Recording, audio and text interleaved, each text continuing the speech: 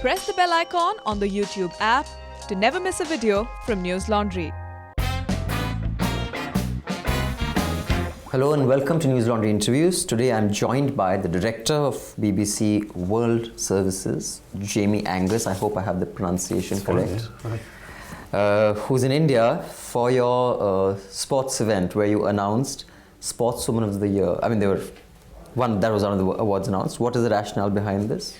So we felt strongly that the profile of Indian sports women is not what it could be, and we wanted to commission some research and hold an event to see how women's sport was seen in the Indian national market, because of course the BBC offers more than just headline news and international news here in India. We provide the news in 8 regional languages as well as in English, and we also love to cover things like sport, medicine, entrepreneurship, innovation. It's not just about hard news for us. So we thought this would be a really worthwhile exercise. The research threw up some really interesting facts about how Indians see sport and women's sport in particular. And also we wanted to honour some really fantastic women athletes who I was very lucky to meet on Sunday night. Yeah, we've had this PV Sindhu, of course, yeah. and there's been in the last few years a spate of very famous and popular women sports persons in India. And what did the research throw up? Is there, there's obvious bias towards men, but anything? Yeah, well, there's a lot in it, but it tells you that less than 30% of Indian women are actively doing sport themselves, which I think is interesting and shows that there's a long way to go in terms of uptake. But I don't think that'd be much more than the men. Sorry, well, you can probably find some inactive Indian men as well. But it showed also there are still some attitudes around some sports being unsuitable for women, so including boxing and wrestling, which is very interesting actually, given how there's excellence in those areas as well. And also the sportiest states. Would like to have a guess which is the sportiest Kerala state? Would be the sportiest. Maharashtra is that right? and Tamil Nadu are the 2 sportiest states in India. So it's partly about the BBC coming with an outsider's eye and looking at India ourselves, but also really raising up the work that Indian women athletes are doing and asking whether the higher profile that they have in Indian society now, whether that will generate a greater participation amongst other athletes. So, since we're talking about gender participation and the gender involvement in sport, we at News Laundry, in partnership with the Teamwork Arts, we have this annual event called the Media Rumble, and we did a report last year where we looked at the top 7 newspapers and television channels, English and Hindi, on women in leadership positions in news. And of course it was dismal. It was worse than whatever findings you have come up with on sport. As far as senior positions in news is concerned, it's terrible. Now I see that BBC, there was a little bit of a controversy around your payment structures towards women and men, and then you've kind of increased that number pretty dramatically in the last few years. So I'll just tell the audience, the BBC has brought down the median gender pay gap from 9.3% in 2017 to 6.7% in 2019. In 2 years, you've brought down almost 3%. How did you achieve this? And what do you think the news community needs to do to get more gender participation in leadership positions in newsrooms? Thanks, it's a really good question. So it shows that in a market like the UK, we ended up in a place that we weren't comfortable defending when we looked at the gender pay gap. The BBC, the current Director General, Lord Hall, who was with me here in India over the last couple of days, he himself said publicly, we're not in the right place. We want to cut that gender pay gap to below 5% and preferably to 0 by 2022. So we're making good progress, but we've got further to go, and we did that by looking systematically at pay right across BBC News, from senior roles to junior roles, and trying to map at each job grade men and women in a graph to see whether there were unjustifiable discrepancies, and where we found unjustifiable discrepancies, we went around and addressed them. So I think if you talk to women inside BBC News, they would say that there has been some good work done, but we're not yet where we need to be. And these are both for presenters and for off-air staff. So I think everyone in BBC News has been on a journey on this, and we're working hard to get to a position of complete fairness. So the average gender pay gap in UK is 17.9%. So the BBC was less than half of that, and you have bettered it in the last 2 years. We're doing better than other news organisations, and we're doing a lot better than a selection of further organisations, but that's not really good enough because the BBC is publicly funded. It's Exactly, paid for by compulsory licence fees, so I think it has to hold itself to a higher standard. I'm going to get to that, in a bit. But do you think it's easy for the BBC to do it because you don't have to look at cost overruns in the sense of a private limited company when a public limited company does, where the bottom line and the top line makes a big difference, whereas BBC can do what is ethically right. Even I'm sure there was a cost associated with whatever consultants you hire to figure out what the gender pay gap is, how do we need to address this, how do we need to fix this. Do you think a regular for-profit model would spend that money for something that is important? Well, I can't really answer that question because, of course, every company is different. I think one of the things that was different about the BBC is that we agreed to disclose our gender gap data.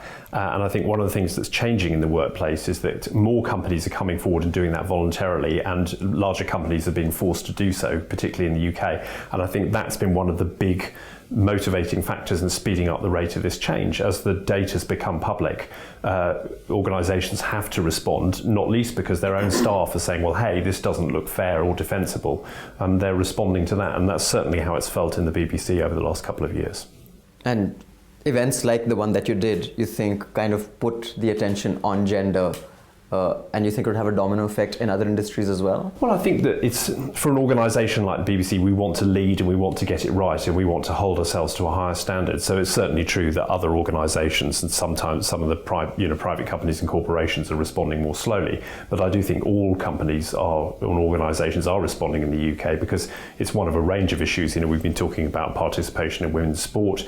We've had the Me Too movement, issues around respect at work. There's a whole web of issues where employees themselves are demanding more action. And certainly that's what it feels like in the BBC. Here in India we have very senior editorial leaders who are women. Our overall editorial leaders in the region are women. We have very senior on-air women correspondents working for the Indian language services. And we see that's one of our distinctive roles. We can say, look, actually, we're going out ahead of where the market is because we take equality really seriously, but we also find that we have the most talented staff, we appoint them, we have incredibly talented, strong editorial leaders who are women working here in Delhi and other parts of India. So this is going to be an annual event, I'm guessing, the sports I hope so, yes. I'll have to find a way of paying for it. But yes, no, we were really happy the way that it worked. So and this time, what, did you have sponsors or did BBC We did have a commercial sponsor actually for this one, but it's the first year that we've held it, so I suspect we'll get additional commercial interest in the years to come. But it was very much led by the World Service, which is the publicly funded part for the BBC, and so it's something we would have done anyway. So, the sportswomen in India, and this is my last sportswomen related question because I have some questions on the BBC's model and some of the other questions that were asked of the organisation. But even sport, rather than a unifying factor, now has become deeply partisan and divisive in the sense that, and around the world, in the US, depending on which sports person you are, did you take the knee or did you not take the knee? Some NBA players refuse to attend the White House dinner that the NBA, the champions are invited to. In India, many sportswomen had retweeted Prime Minister Narendra Modi's tweet, and it was a verbatim tweet, and they were like, guys, you are at a higher standard. Did you encounter any such, did you see that there's partisanship even when it comes to sport, which was not the case the world over, let's say 5-10 years ago? Well, of course, all sportsmen are individuals in the end, and they're entitled to hold political views. But I watch a lot of sport. I'm a big sports lover, football mainly. But I actually quite enjoy going to the football and not thinking about politics and it not being part of political events and political life. But someone like Ozil, and since you're from Britain, his stand on the leader of Turkey had an impact on his and Arsenal's popularity. Do you think that? Did you encounter that here? Of course, that's right. And we're talking about a world where this is relevant to how news publishers go about their business as well. Everything is shareable on social media. People know what everyone thinks about everything in a way that they didn't a generation ago. And that just goes for sportsmen as well as anything else. So I think that's certainly one of the reasons for why you're seeing what you're seeing. But I'm just saying, I think from my personal point of view, I quite like it that sport is not part of politics. There need to be some parts of life that are not inherently political, and sports seems like a pretty good place to start. All right. So now let's come to the BBC's model, and it's connected to, like you said, that you hold yourself to a higher standard because you're publicly funded. News is going through a crisis the world over. What is the revenue model that will work for news? We at News Laundry, I plug it all the time and I use every opportunity I can, and I will do that here also. We believe when the public pays, the public is served. When advertisers pay, advertisers. So we try to keep it ad-free. But that is the established model because that is how the pipelines were. It was a one-way communication. The internet didn't exist, so you could only support it by advertising. Now the BBC is publicly funded. I mean, many of our audience would know. There is a tax that every citizen or every television owner, every household that uses live television or live BBC services, yeah. By the way, how do they figure out whether you're using? Well, the system works on the assumption that households do use them and that the households pay, and the burden of proof, if you like, is on a household to prove that it doesn't use them and therefore doesn't pay. And so a small proportion of households every year don't pay the licence fee, and if they don't use live BBC services, then they're entitled to do that. But it's a universal model, if you like, which it exists on the principle that most households do pay. And that gives the BBC the size and the scale to support activities like the BBC World Service, like our broadcasting and digital news services here in India, which are publicly funded by the World Service and the licence fee and some government investment. We wouldn't be able to do those really important works without it. So I think it's 3.4 billion, that's the number I had somewhere here, that is collected through licence fee to fund your worldwide operation. It's a huge operation. Do you believe that is the way news should be funded? Or do you think the BBC's model is the more appropriate model?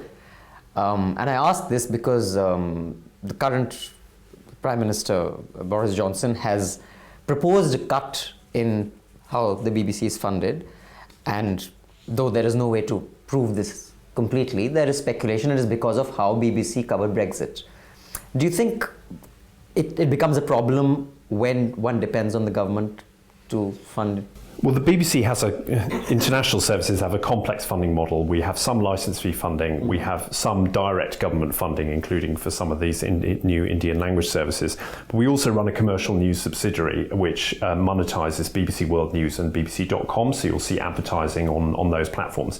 And so partly I feel your pain. Commercialising news is a difficult business. We take it very seriously. We make enough revenue from those platforms in order to sustain the TV platform and the digital.com platform. But to answer your question directly, the BBC is a values-led organisation, and our principles of impartiality and independence hold whatever the funding mechanism. So you can be sure that when you see BBC content that is genuinely independent and impartial, because it's funded on the whole by the UK licence fee payer on behalf of all of the people of Britain. And those values hold true whether it comes from commercial funding or government funding or UK licence fee payer funding. Being an organisation that's led by a set of values and everyone who works in BBC News buys into those values actually makes it a really appealing place to work, but it is also at the heart of the trust relationship between our audiences and the BBC.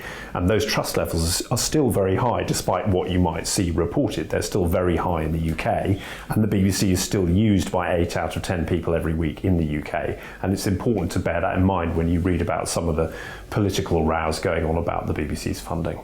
But while I understand that it's coming from a license fee, and that license fee is coming from pretty much every household, the decision to have that as your pipeline is a policy decision that is subject to the government of the day changing it. If they decide that this license fee is optional. It's a bit more complicated than that. So the BBC has an 11-year charter. It's a royal charter, literally signed by the Queen, that gives the BBC the right to operate for 11 years at a time. And that the act that sets that up is passed by Parliament, so it has a democratic mandate, and it's a royal charter signed by the Queen. The reason the BBC has a long funding span like that is to remove the questions about how the BBC is funded from the day-to-day political hurly-burly. So it has a multi-year funding settlement, and the current one runs until 2027. So if there are changes in how the BBC It's is not funded, happening right now. it would happen in 2027, and there was a process for a kind of public debate and consultation to change the model. And the BBC operates within a democracy. We support the licence fee. We think it's the right system for a number of reasons, but we, as I say, we're part of a democracy, and if there are changes, then those changes will happen in about 7 years' time. So you have seen various revenue streams, like you said, license fees, there's advertising, there's government funding. As a news professional, and not just BBC, how do you see news evolving the world over? Do you think subscription models are the only way news will work because ad dollars are going to be eaten up by the Googles and the Facebooks? Which way do you see news evolving? So I think all models are still potentially viable. You're absolutely right that advertising, ad-funded news, commercially ad-funded news has been through this enormous structural upheaval, the demise of print in many markets, though not interestingly here, the demise of print advertising, the dominance of the digital advertising market by the digital giants. All of this has been hugely problematic. But everywhere you go in the world, you can see successful models where maybe, hopefully looking at your subscription model here, maybe the New York Times is a kind of mixed but subscription-based model that seems to be working very well. The Guardian. You've got The Guardian, you've got a large PSB, public service broadcaster like the BBC. You can see models in each market that are working in different ways of operating, and it's very difficult because each national market is different, has different sets of challenges. So my strong personal belief actually is that news media needs to be sustained by a whole range of different funding models and not end up all bottled up in one. So for example, we've seen the rise of philanthropically funded news organisations. I spent a bit of time with the Washington Post talking to them about how the investment that Jeff Bezos has put into the Post has enabled them to invest in journalism. But it seems to me that you don't want to have a world where only billionaires can fund journalism, right? You want to have subscription models, ad-funded models, PSB models, all different models working alongside each other, because that gives you diversity, and that diversity gives you long-term sustainability, I think. Okay, so now let's talk about some criticism that the BBC has faced from some of our nationalistic anchors on your coverage of the riots. I still don't know whether to call it the riots or not, because there's much debate in our newsroom that because some say that the state was involved because there's video of cops being complicit, it's not a riot, it should be called an assault by the state. Some say no, it was two communities clashing. So what word would you give to the violence that happened in Delhi? And how do you react to the criticism that the BBC's stories were very one-sided, and specifically that one video of yours that showed police participating in the violence from one side, which was the Hindu mob? Some of our Indian news channels came down very heavily on it. Your response to that? Well, we stand by our reporting, and it's really important to remember that the BBC, because it has this independent role, it's not aligned, it's not pushing any particular agenda or set of interests. And Indian audiences understand that, which is why they trust us and why they come to us in the numbers, 50 million audience a week here in India, that they do. That's your broadcast? That's a total audience, including digital, some radio and television in all languages. So the Indian audience, which has grown enormously for the BBC in recent years, come to us because they trust us and they would expect us to report fairly and independently, and that's what we've done in this case. We stand by our reporting. We're not here to introduce inflammatory language or to sow dissent whether it's not needed, but we've reported fairly and accurately based on news gathering teams on the ground and what they have found, and where we've been offered statements, for example, by the Delhi police. We've heard directly from people whose households were affected by violence. We've reported a wide range of views around the events of recent weeks in Delhi, and that's what our audiences would expect. So while you have said this in the past, you were asked, as a policy, would you not send a BBC representative to defend the BBC's position in the prime time shouting matches we see? Is there a conscious decision? You say we are not going to participate in that kind of a television I'm here circus? with you. Isn't that great? That's because we don't shout at anybody. We ask every question and we allow a person to answer. But I was watching Arnab last night on his show, and I saw him tearing the BBC off a strip. But look, I don't think that's an appropriate forum for us to respond to criticism, because it's not a conversation. It's not a conversation. I mean, look, what can I say? I'm a TV person. I love watching those TV shows, but it's not a sensible place for us to defend our journalism. We defend our journalism because audiences here trust us. They understand the values that underpin BBC News, and we apply those judgments and values, whether we're reporting this, whether we're reporting business news from Mumbai, whether we're reporting Indian Sportswoman of the Year, whether we're reporting the Indian budget. All of these events are covered with the same set of values, and audiences can depend on us for those. Now, this phenomenon is not unique to India. The whole India first, America first, Turkey first, I don't know, UK first. In fact, it's almost that if you don't speak the language of the government in power, one is being anti-national, or you're an enemy of the state. What kind of crisis do you think this creates for people who just want to report the news? Because I personally believe that a journalist's job is to report the truth. And there are going to be some tricky ones, like let's say you have a story on a spy, your own country spy in another country. And I remember that came up a few years ago. There was an Indian who was arrested, and some people broke a story that was he a spy. The Indian government's position was no, he was a businessman. And in our newsroom, there was a conversation around that if you get some information, so some people said, no, you don't, because it compromised his life. But would you extend the same courtesy if you found an Indian spy in India, because that would compromise his family's life? So in this increasingly inward-looking, nationalistic, our country first, where does that leave news professionals? And do you think a news professional's job is only to serve the truth, or is there an aspect of what are you doing to the nation? Well, look, so it's a complex question, but I think narrowly it's good news for the BBC, because I think, for example, here in India, we aren't part of a nationalist conversation and a nationalist climate around the news agenda and news broadcasting. And I think audiences value us for that. They value us for being independent and standing back from the political hurly-burly here in India, and particularly in tensions around Kashmir.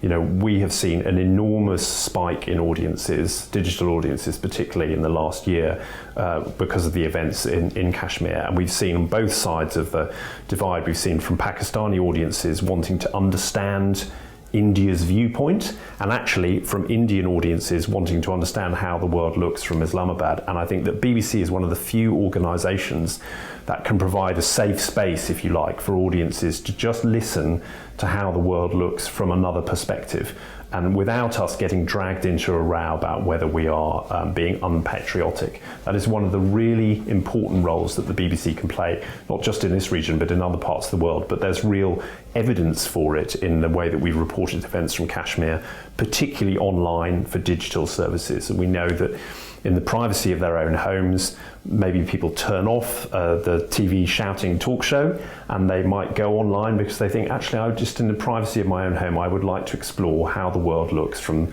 the point of view of a different country and a different nation. And I think that's a good thing. I think that's a public benefit. It's a public benefit to the people in the UK who pay for the BBC.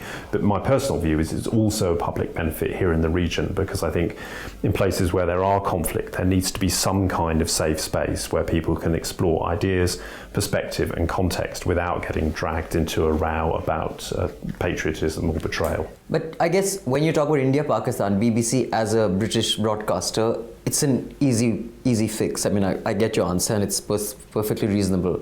But let's say it was Britain and Iraq. That was the equation. Then would not how your reporters, how your journalists, how your desk reacts to pieces of news, like the New York Times, famous for taking on their sitting president, was one of the leading propagators of the weapons of mass destruction theory, which Well, I was think people understand that that the BBC is not a cheerleader for UK national interest. That's not what it's for, and that's not what the output produces. And anyone who looked at the output would understand that. And of course, you're right that at moments of national tension and conflict, so this often comes up in the BBC coverage if the UK is at war or involved in military action, and it can be things like language about, this newsroom is often thinking about, do we talk about our troops when you're broadcasting internationally? The BBC World Service obviously is broadcasting on behalf of audiences all around the world, so they're not specifically talking about our troops in the context of UK military action. Yeah, exactly. And sometimes it gets a bit hot and heavy, and people criticise us in the UK and say, well, you're not patriotic because you're not using this language or that set of language. But we're a broadcaster that's very careful about the words that we use, sometimes to a fault, and we want to broadcast in a way that keeps building the trust relationship with audiences. And so we do try and stand back a bit from some of the aggro and hurly-burly around precise use of language, because it's futile, and it would destroy the trust relationship that the audiences have with the BBC around the world. Okay, so you spoke about television studios becoming a circus, and that is, let's be clear, it's to attract advertisers, which we don't take. There's lots of great TV news, I hasten to add, and actually I think some of those shows are great too. I just think everything's got its place with the environment, and I think in this market, one of the things I'm concerned about, and I think one of the places that BBC does add value, is that we are able to invest a lot in international news reporting and in some national news reporting here in India. And the economic model in this market has squeezed out some of that investment in international and national news over talk. And I think it's important to defend that, and I think it's what audiences come to us for. So I guess you may be defending that when you said there is a place for that. You're saying, while it doesn't serve the news agenda or excellence in news, it serves some other agenda, which I personally not sure what that agenda is. But the BBC, just today when I was preparing for this interview, I saw that the BBC, I think it is a show called Newsnight, if I'm not wrong, had a special on the coronavirus, with COVID. Sure. And one of the talking heads you had was Nigel Farage, that's how you pronounce his name, I guess. And there was a pushback and criticism that, great, because he makes great television, he was this guy who was like really loud on Brexit, and he said some really offensive stuff. What is his expertise on talking about coronavirus? I don't know, you've been following. There's a pushback. Why would the BBC put someone like him to talk about something like the coronavirus? Is that because at some level BBC also has to play the same game that others are playing? Well, I think the BBC's done a lot to put basic public health information about coronavirus in front of UK and international audiences. I think we're doing that well. We take it really seriously.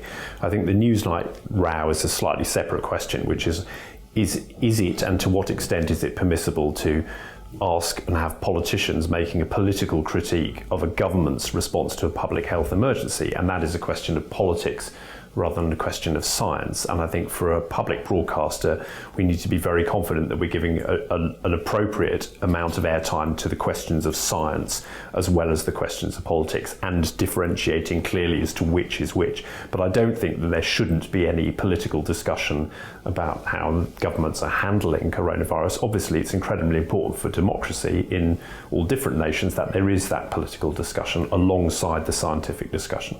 So what you're saying is that particular show was not the scientific explanation or the do's and don'ts of the coronavirus. It was a politician responding to the government's response to the virus. Well, you'll forgive me because I've been in India for 5 days. I haven't actually seen that edition of Newsnight, but I used to work on Newsnight and I'm familiar with how the grounds. But I would imagine, knowing my colleagues who work there, that is what the differentiation was.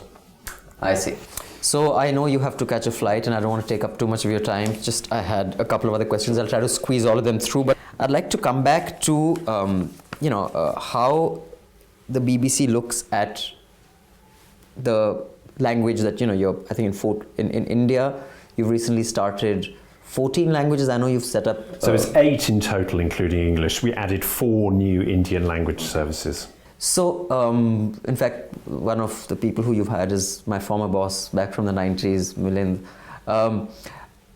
What is the purpose of rolling it out in so many languages? Because even I, as an Indian who has an English site and we have a Hindi forum as well, the challenge of breaking into any language market is huge. There is the familiarity with the local politics, because you have to have a local journalist from there who understands the cultural context, who understands the history, and it's a huge challenge in each of them is very different. Like if I were to start a Malayalam news platform, to understand the history of the governments there, the politics there, the caste dynamic, the religious dynamic.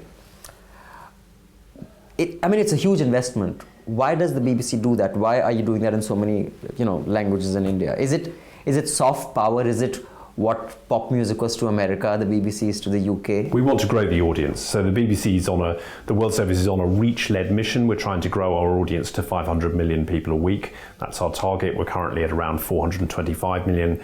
50 million of those are here in India. We knew that by adding additional language services, we would be able to reach new audiences who did not consume the BBC at all.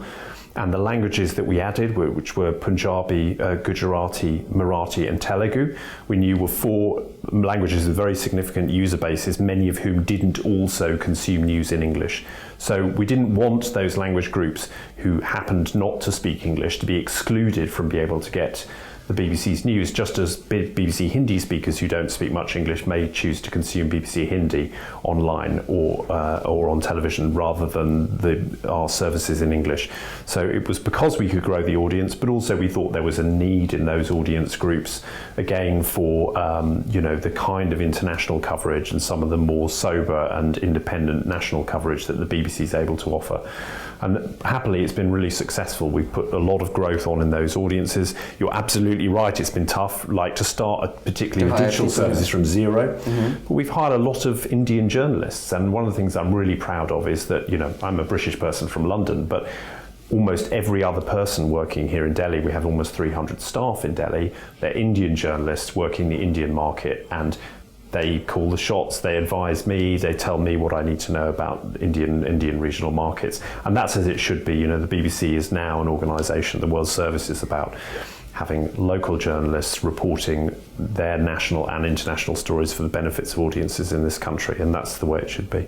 Okay, and before we wind up, do you see the next 5 years as good ones for news professionals, or should everybody tighten their belts for a rough ride and layoffs? And because I couldn't get to that, we're limited on time. There were strikes in the UK about layoffs.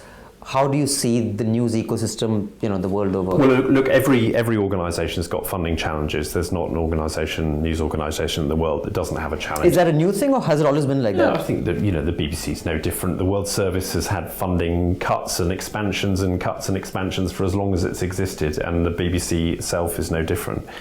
I think that, in answer to your question, I'm a net optimist overall. I think that the current crisis around fake news and disinformation, which we haven't really had a chance to talk much about, I think is actually good news for premium and quality news providers. And so hopefully including yourselves, and for us, that audiences will come back to or come to trusted news brands that they know and have a kind of emotional trust relationship. And that relationship will strengthen over time, because the overall proliferation of poor quality and untrustworthy news, particularly on social media, particularly on encrypted chat apps and WhatsApp and so on. And I think overall, in the long term, over the 5 to 10 years, that will be good news for news brands which have a niche and quality reputation for trust. And I think that for those organisations, and hopefully you will continue to do well. So, okay, last question, because I know you have spoken on fake news. In fact, that is one of the subjects on which you have delivered a couple of lectures, if not presentations. You've had several talks about fake news and enhancing media literacy. Quickly, I know we don't have the time. I've had this discussion with a friend of mine who's in the tech space, and he is very convinced that the solution to fake news is going to be a tech solution. While I believe tech will play a role in providing tools, eventually, do you think it is a question of what is the prevailing social premium? Is the social premium an honesty where the leaders give you the honest truth? Because today, anything flies. Well, look, I think tech is part of the solution and it's part of the problem.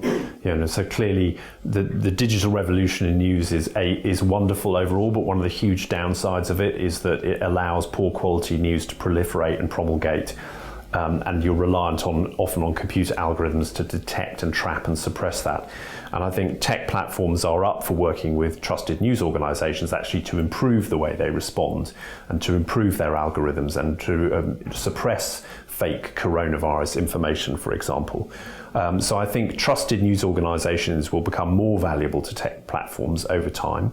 But I absolutely think it's the case that the nature of digital news has created an environment where it can be confusing and difficult for consumers to discriminate between what is real and what is fake. And as I said to you in my previous answer, I think broadly that is good news over the long term for trusted news brands, because tech can do so much, AI can do so much, but it can't really discriminate without actual journalists. And so I think the role for journalists and editors will become more important and a lot less important over time.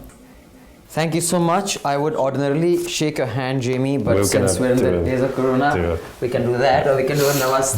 Thank you for joining us. Have a good trip back. I hope you make it to the airport on time. No, Thanks for your time. Thank you. Nice to see you.